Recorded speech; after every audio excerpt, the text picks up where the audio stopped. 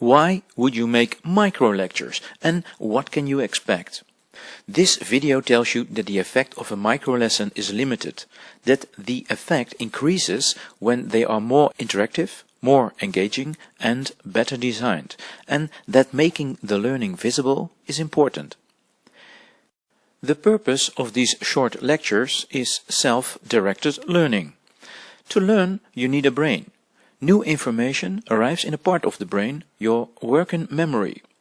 We all got a limited amount of working memory, so when we have to handle information in more than one way, the load gets heavier and harder to manage. We can store up to 7 items during 20 seconds in the working memory, but it includes prior knowledge that we bring in also. This is important, making a microlecture.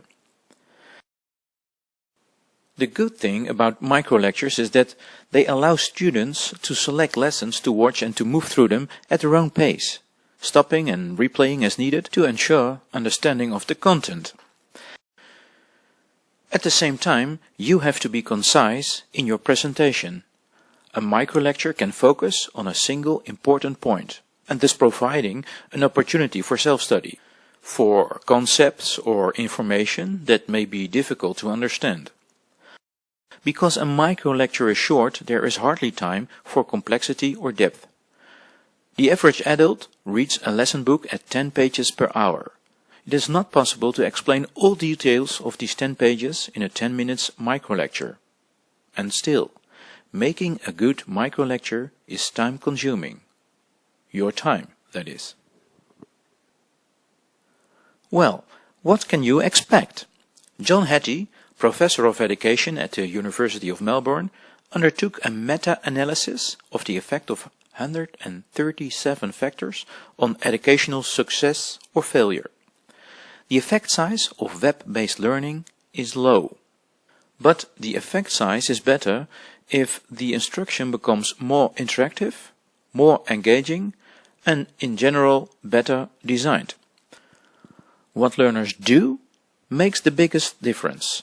Learners actively searching, exploring and making things score the best results.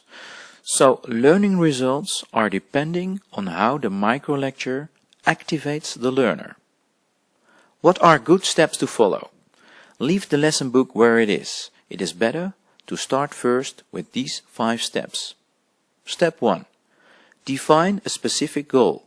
What does the learner know or want in the end? Or do you want an opinion or a skill? Step 2. How will you measure this goal? And with what level will you be satisfied? This is where the learning becomes visible. You probably want to invest your time in an effective learning approach. Beware, just watching the microlecture is not a learning goal, but making successful an online test, for instance, could be a goal. Step 3.